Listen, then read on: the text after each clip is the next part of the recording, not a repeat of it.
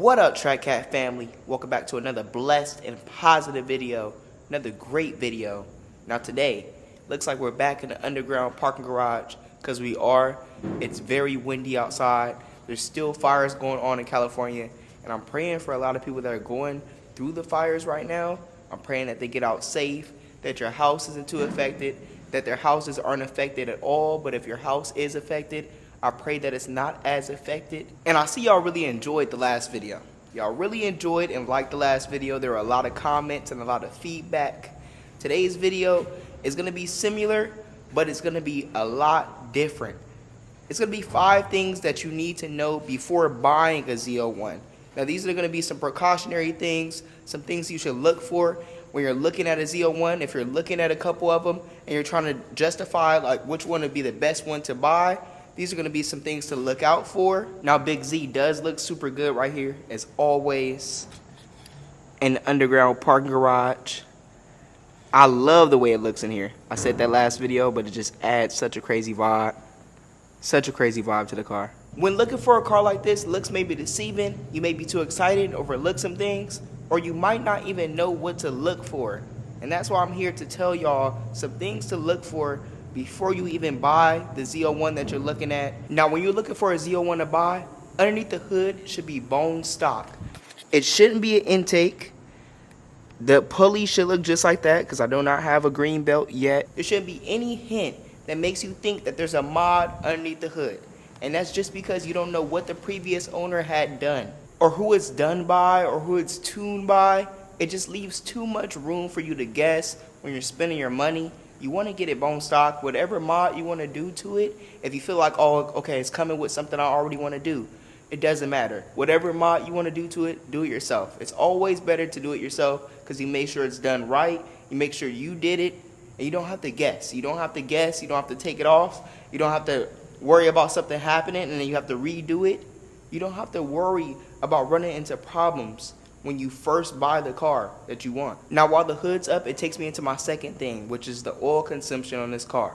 This car consumes a lot of oil in between oil changes. You're gonna have to keep some oil that's for this car, just to put in this car, just to keep it level, especially when you're running it. You're gonna make sure you're checking the oil. You have to put a half a bottle or a little less in between oil changes, which I wouldn't say is out of the norm for a car that's this fast, that has this big of an engine, has a supercharger, 6.2 liter V8, and that does go right along with coolant. You got to make sure you stay up on the coolant also. Now the third thing, and a lot of people do not know this about the Z, there's 2 different specs you can get. There's a regular spec and there's a carbon spec. I have the carbon spec on my Z, and I recommend that you go ahead and try to find and source a good color with the carbon spec, because it makes that much of a difference on the ZL1. It looks crazier, it turns more heads. You can see the carbon on the hood from different little angles and different ways, especially cars on the street. You can see it in a different car on the whole side of the street. You can see the carbon hitting on the hood and know that is a Z, because only the ZL1s come with a carbon hood scoop if you go ahead and get the carbon spec. It just makes the hood scoop look way better, and you get the dash in carbon also, which adds a crazy look to the interior. Now, there are going to be more than 5 things that I'm going to talk about, because I'm going to talk about a lot of stuff that you guys mentioned in the comments, and a lot of stuff that I didn't touch on in the last video. The next thing that I want to touch on is the ride. Okay, I touched on the ride in the last video and how it rides and how it feels. It feels good.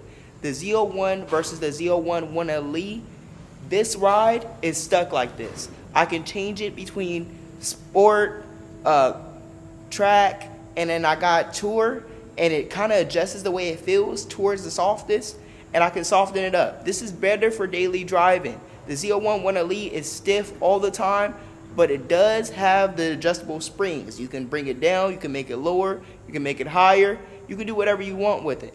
You can set it at ride height, you can set it at track height.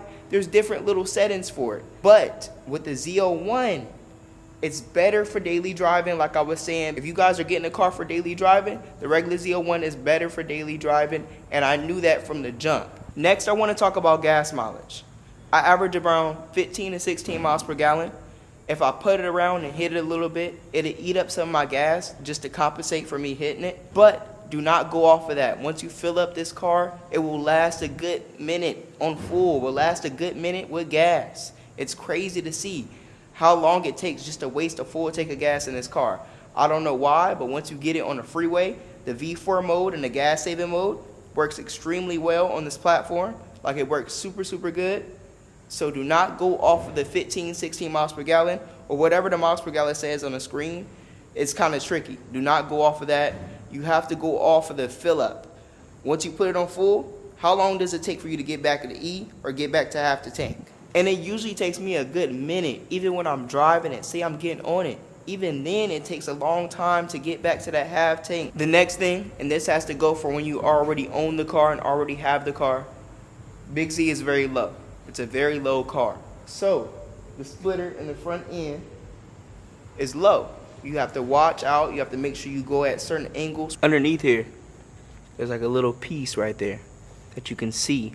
That part always scrapes, but it's super avoidable to scrape the actual lip if you turn the wheel and you angle it, especially out of steep driveways and steep parking lots.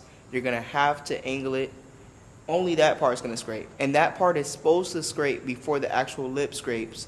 So if you do hear it scrape from time to time, it's gonna be okay. The next thing I wanna talk about is the cooling system. The cooling system on this car, especially versus the Z06, which is the same power plant, but it doesn't have nearly the amount of cooling that this car has and the ventilation. The whole front end of this car is opened up for ventilation. The whole front end on the Z.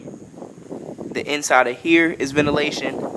The inside of the grill and the inside of the bow tie is see-through for extra ventilation. Also on this side, we have another little ventilation pocket. So just imagine those areas receiving air as you're driving. As you're driving about 45 miles per hour and the wind is still blowing back at you, it receives a lot of air. And that's something that you really want, especially in a fast car like this. You want it to run efficient. You want it to get all the cooling that it can get. And you'll never have an overheating problem in the ZL1. Another thing I want to touch on is the tires and the tire life on this car. How long tires last. A lot of people think that tires will go fast on this car, and it will if you drive it crazy, if you do rolling burnouts, if you do regular burnouts, if you hit the traction light off and you go ahead and hit it and you try to do pulls with the traction all the way off. It's going to eat up the tires. But if you regular drive it and you kind of just put it around town and you don't try to eat up the tires, your tires will last a lot longer. If you don't drive the car crazy, you won't eat up the tires a lot. Right now I'm running some all seasons, and they've been lasting me for a good minute. Something else I want to touch on that I didn't get to touch on in the last video is the stock exhaust. Keep the stock exhaust if you want to quiet it down and you want to throw it into silent mode. Silent mode is crazy because it'll almost make it where it doesn't sound like it doesn't have any exhaust. It doesn't sound like a ZL1 at all, and it's better for the cops. Keep the stock MPP. Now, if you like it loud all the time, I would say go Corsa Extreme. You don't have the MPP option at all.